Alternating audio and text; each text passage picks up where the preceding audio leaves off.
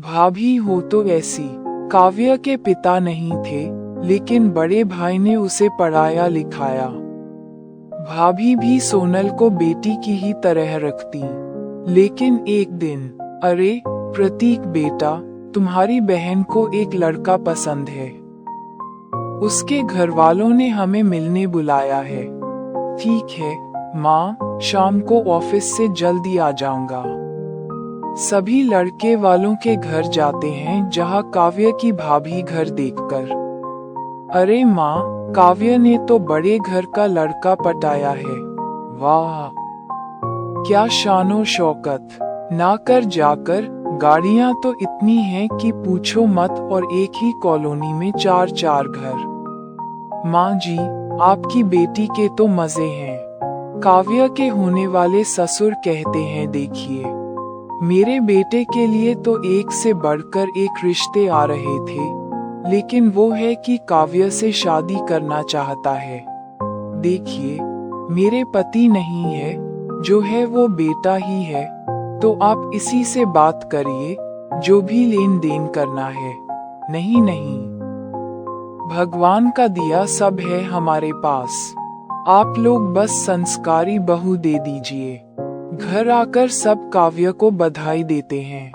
काव्य की माँ, देख काव्य, हमारे पास इतना तो नहीं कि हम तेरी शादी में खुला खर्च करें। तेरे ससुर भी ज्यादा डिमांड नहीं कर रहे हैं। हाँ, पर माँ, मुझे तो रोहित बल का ही लहंगा पहनना है, और सगाई से लेकर शादी तक की सारी फंक्शंस मुझे 5 स्टार होटल में ही करने हैं।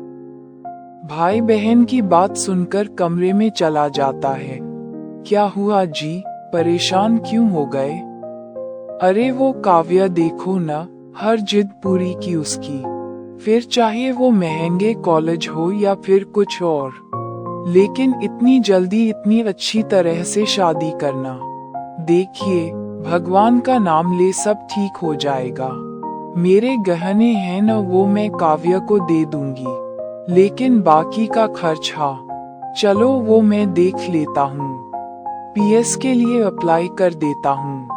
भाभी, कल चांदनी चौक चलना, मुझे लहंगा देखना है।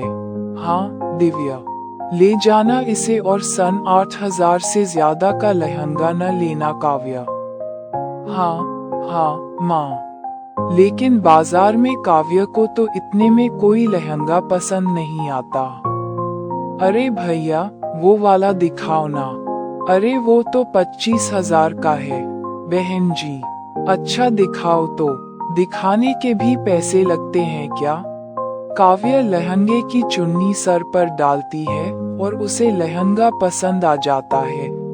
काश मैं ये लहंगा ले पाती। दिव्या अपनी नंद को वो लहंगा दिला देती है। दोनों लहंगा लेकर घर आ जाते हैं, जहाँ सास कहती है, अरे यह 8000 का इतना सुंदर लहंगा। हाँ माँ, सिर्फ 8000 का ही है। दिव्या काव्य की बात पर हैरान हो जाती है, लेकिन कुछ नहीं कहती। शादी की पूरी तैयारी में दिव्या एक से बढ़कर एक सामान लेकर आती है, और अपनी औकात से बढ़कर काव्य के भाई और भाभी उसकी शादी करते हैं। काव्य की शादी के बाद माँ, इतने लोगों के पैसे देने हैं, कैसे मैनेज होगा? अरे मैं नौकरी कर लेती हूँ ना, जल्दी से पैसे चुकता कर देंगे। फिर क्या, दोनों पति पत्नी मेहनत कर शादी के कर्जे को निपटाने की कोशिश में लग जाते हैं। अरे दिव्या, काव्य की पहली दिवाली है, तो थोड़ी बहुत मिठाई और कपड़े ले आना। दिव्या से जितना वन पड़ता है वह कर देती है। सारा सामान लेकर काव्य को दे आती है, लेकिन अगले दिन, अरे माँ, ये भाभी तो बड़ी कंजूस है। क्या कपड़े लेकर आई है? थोड़ा पैसा ज्यादा लगाकर अच्छी साड़ी ले आती, और समझ नहीं आता तो सीधे पैसे दे दिया करो ना। दिव्या, काव्य का पहला करवा चौथ है, तो 10,000 दिया ना। मांझी, 10,000 जुटाना काफी मुश्किल होगा। मैं 1,000 तक का सूट और 1,000 रुपए की मिठाई देकर आती हूँ। अरे नहीं, पिछली बार भी तूने बेइज्जती की थी। अरे पहला साल ही तो देना है, फिर तू कुछ न दो तो भी चलेगा। ऐसा कैसे कुछ न दो मांझी, और फिर करवा चौथ तो हमारा भी है। सास की जिद के सामने दिव्या ऑफिस से एडवांस लेकर सास को पैसे दे देती है और सास उसे बेटी को दे आती है। अरे दिव्या, इस साल करवा चौथ में तू मुझे क्या दे रही है? हाँ माँ, जो आप कहें। देखो, मुझे तो पश्मीना का सूट चाहिए। दिव्या पास की दुकान से उधारी में सूट लेकर सास को दे देती है और फिर करवा चौथ की शाम दिव्या का पति। अरे दिव्या, तुमने अपने लिए कुछ नहीं लिया। अरे, ये साड़ी नहीं ही तो है, 2 बार ही पहनी है। फिर इतनी भारी साड़ियाँ तो ऐसे त्योहार में ही पहनी जाती है ना। पति दिव्या की तरफ प्यार से देखता है। एक दिन नंद घर आ जाती है।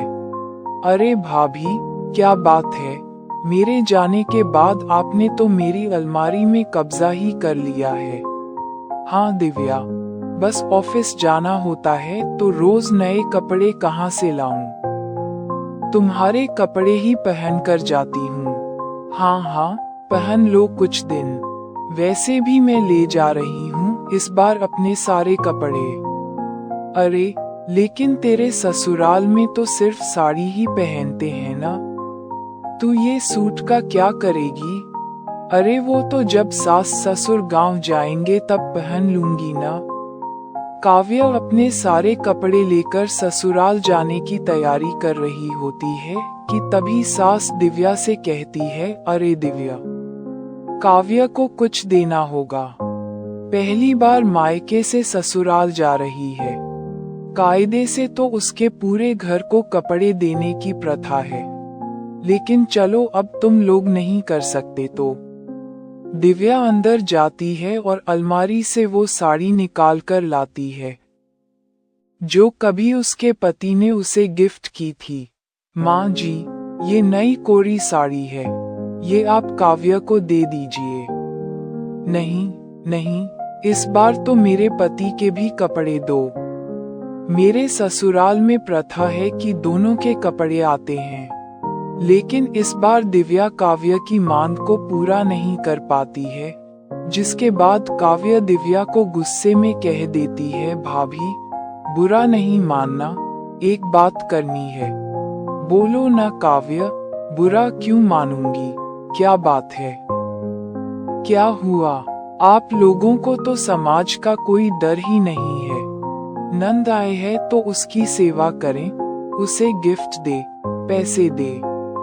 आप तो सिर्फ खुद पर खर्चा करना जानती है। अरे पापा होते तो मुझे आप लोगों की जरूरत ही नहीं पड़ती। काव्या की बात सुनकर दिव्या को रोना आ जाता है। वह सीधे अपने कमरे में चली जाती है, लेकिन तभी वह